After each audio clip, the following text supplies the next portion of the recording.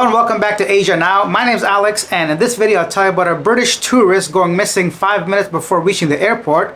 The Philippines president issued executive order to raise wages for government workers. Philippines gymnast wins first ever male gold medal at the Olympics. Iran frees 3 Filipino seafarers, and a tourist van drives into the river, plus much more. Let's start off with the USD to peso exchange rate. 1 USD right now equal to 58.32 pesos. If you guys have noticed, I've come at you at a different time than usual.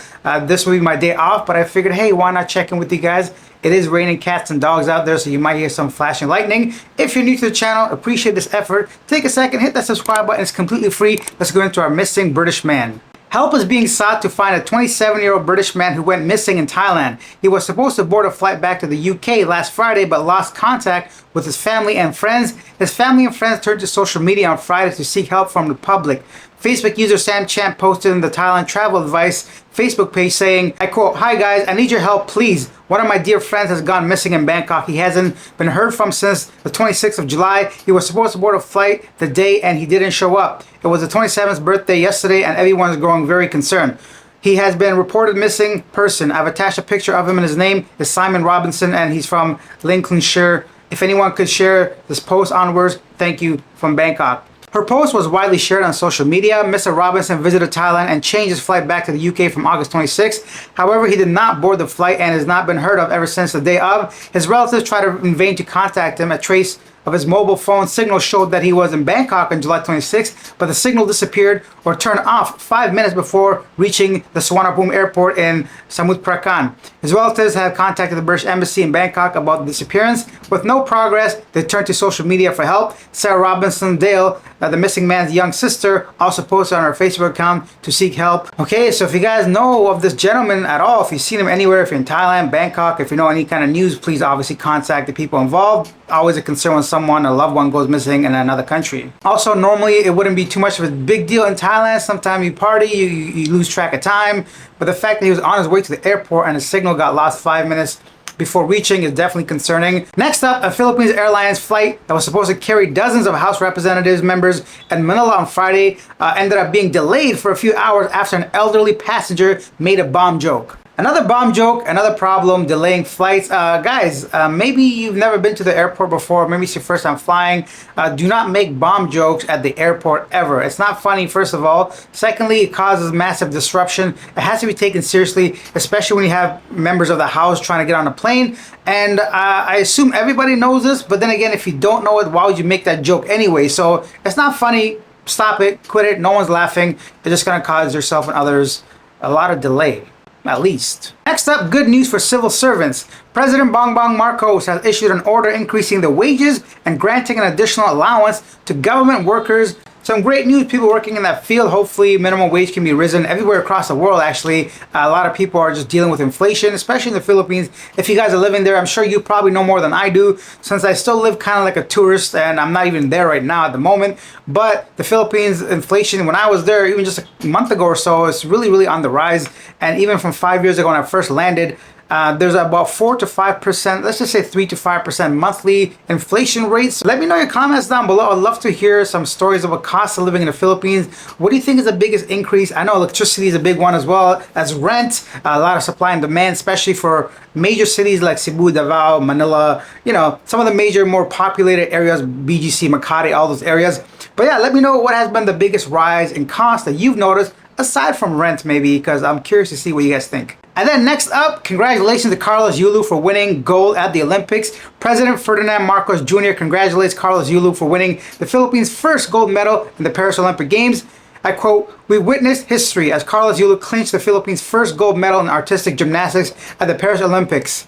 Marcos says he is confident that it will be not the last time. Congratulations, Kaloy. The entire country stands proud with you." Congratulations to the young man for achieving his lifetime dream. Growing up, I used to be really big into sports. I still am in some way, but it takes a lot of dedication, hard work, sacrifice. So anyone winning gold deserves a lot. And he's set to receive 3 million pesos, as well as that condo from Mega World, quoted at 50 million pesos, 2-bedroom, fully furnished. I wonder if they're going to go through with it. Not saying they won't, but I'm just like, because I know the odds of the Philippines winning gold was pretty low going into the game. So I wonder maybe there was like a publicity stunt. I'm just being like cynical, and I'm sure Mega World will keep the promise and give this young man and his family the 2-bedroom condo. And then the last 3 Filipino seafarers aboard the Portuguese flag MSC Aries, which was seized by Iranian authorities in April, have been released according to the Department of Migrant Workers. Some great news, of course. Anytime you get caught up in these kind of conflicts, you want to reach home, you want to reach your families, and by all means, I'm glad they're all safely returned home. Next up, in Baguio City, 2 officials are facing administrative charges of grave misconduct, gross neglect of duty, gross dishonesty, and conduct prejudicial to the best interest of the service. The suspension stemmed from the complaints against the barangay ordinance that supposedly met out a death penalty on a 3rd offense for irresponsible dumping of wastewater near Abra River.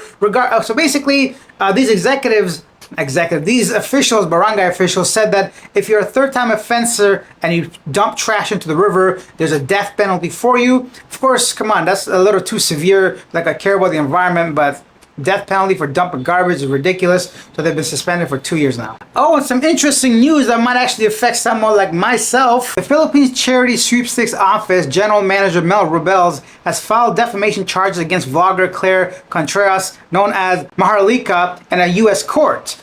Rebels and his wife accused Contreras of defamation and invasion of privacy due to false accusation on her YouTube channel Baldiak TV. They claim she made baseless allegations against Rebels, including theft, contract killings, and aiding terrorists. In over 20 videos, Contreras, a LA resident, is also facing $2 million defamation lawsuit from an international fashion designer. So there you go, guys. Do not make baseless claims against famous people, especially if your channel over 200 or 300,000 subscribers.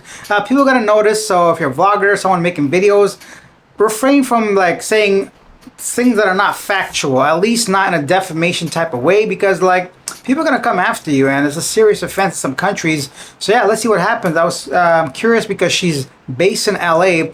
These people are from around the world. This thing might take like years, but then again, do you really want to go through the whole course process and, you know, lawyer fees and all that? Then next up, in Thailand, a tourist van plunged into the reservoir of a dam in a southern province on Sunday morning.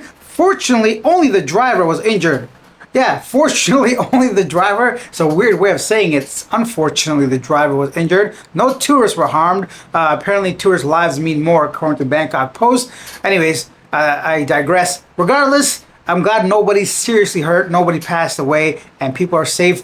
It's kind of crazy how that van just went into the river. Staying in Thailand, a ceiling collapsed at Chiang Mai Airport, injuring 2 foreign children. And now it's time for our segment Yesterday Today, where I read the popular comments from the previous video. The most popular comment was from Quick and Straight, who said, just casual Chinese posturing bullshit about the Canadian warship. Elaine says, Canadian Navy has the rights to sail in the West Philippine Sea. Ignore those Chinese propaganda. They don't own that body of water. Yeah, so legally Canadian warship can be there. I think it's just a sign to say, okay, because you know, China does this all the time, sends coast guards and other ships and even warships throughout that region. I guess just flexing their muscle, and now Canada's like, oh yeah, well we got a ship too, buddy. And lastly, them Cormac says, I completely agree with you on the Olympics, 100% without a doubt. It's absolutely ridiculous. It is a testament to the world eroding around us. Yeah, and I didn't even get into all the other stuff that I personally have an issue with in the Olympics, like the fact that the Russia is banned, but Israel's there. Come on, it's kind of up all that shit. Anyways, we all know the world's a messed up place. How much can you actually take on a daily basis? Just quickly, some people were saying, oh, that's not a man, the boxer's a woman, and you know, they sent me pictures of her as a child being a girl. Guys, the only reason she's able to fight as a female is based on a passport.